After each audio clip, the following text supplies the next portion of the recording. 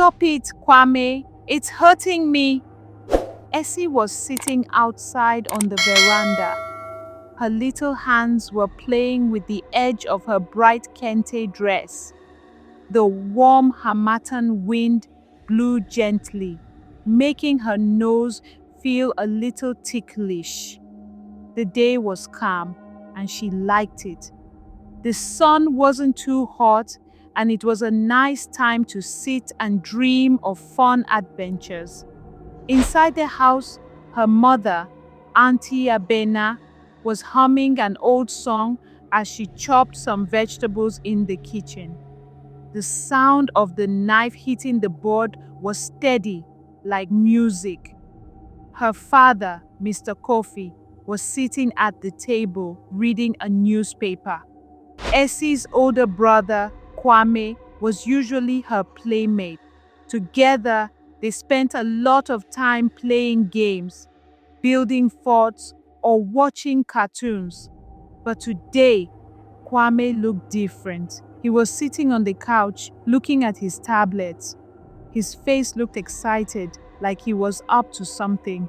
Essie was curious. She walked over to him and pulled at his shirt. "Kwame, what are you doing?" she asked. Kwame looked up and smiled. "Essie, come and see this video. It's fun," he said. He patted the space next to him, asking her to sit beside him. Essie wasn't sure. Kwame sometimes watched strange things on the internet that didn't make sense to her. But she trusted him because he was her big brother. Slowly, she sat next to him. Kwame held the tablet so both of them could see. The video showed people acting in a strange way. They weren't laughing or talking like the cartoons Essie loved. Their movements were big and funny, and the sounds they made didn't feel right. "What is this?" Essie asked, feeling confused. Kwame just shrugged and grinned. "I don't know, but it looks fun. Let's try it." Essie wasn't sure. She felt uncomfortable, but Kwame seemed excited. "Okay," she said quietly, even though she wasn't sure about it. They went to the bedroom, away from their mother's sight.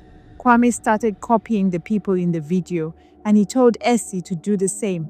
But as soon as Essie tried, she felt a sharp pain. "Stop it, Kwame! It's hurting me!" she shouted with tears running down her eyes. Kwame stopped immediately. His face looked sad. "I didn't know it would hurt. Maybe we did it wrong," he said. Essie stepped back, shaking.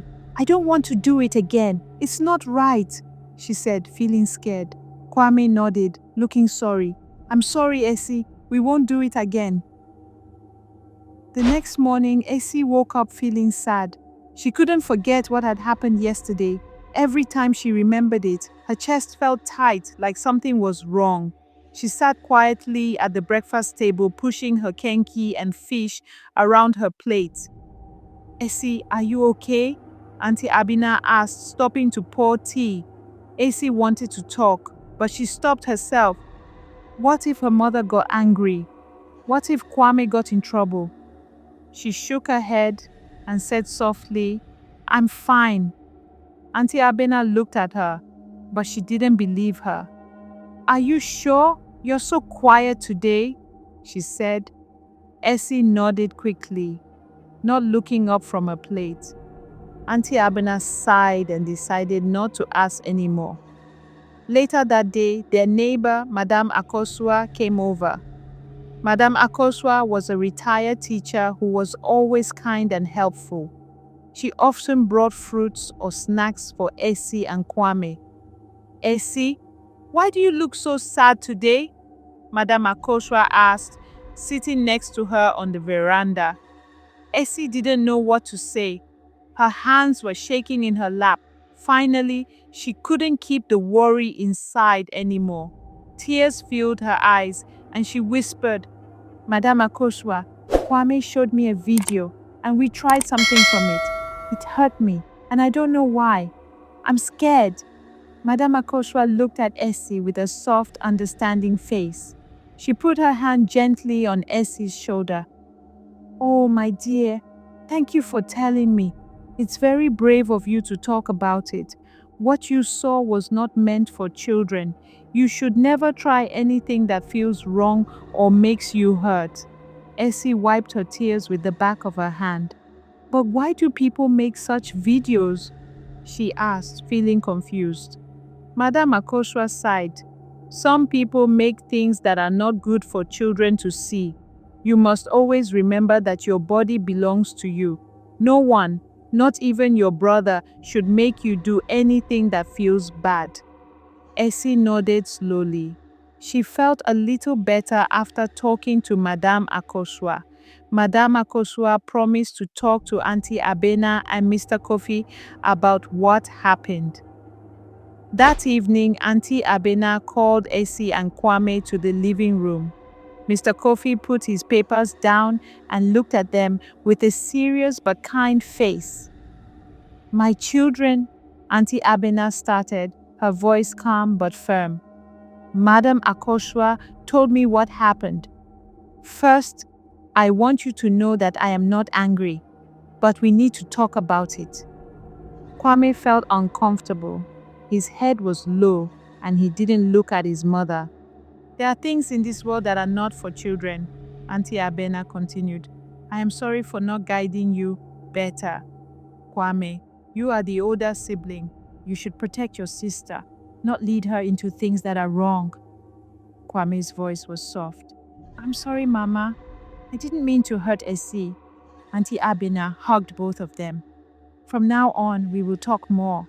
If you don't understand something or it feels bad, you can always come to me or your father. Your safety and happiness are the most important to us." In the next few weeks, Auntie Abena spent more time with Essie and Kwame. She taught them about respecting each other and how to trust their feelings. She also made sure they could always talk to her about anything that worried them. Kwame wanted to make up for what happened. He started looking more carefully at what he watched online to make sure it was safe for Essie and him. Essie felt better, knowing that she had adults to trust.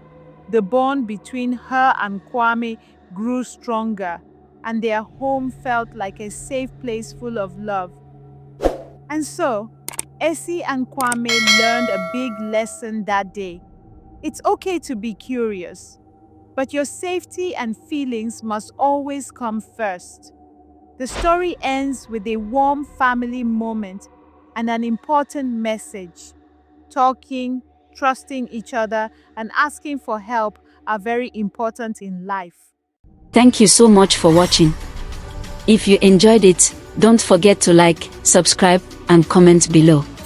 Hit the notification bell so you never miss an exciting new tale. See you in the next one.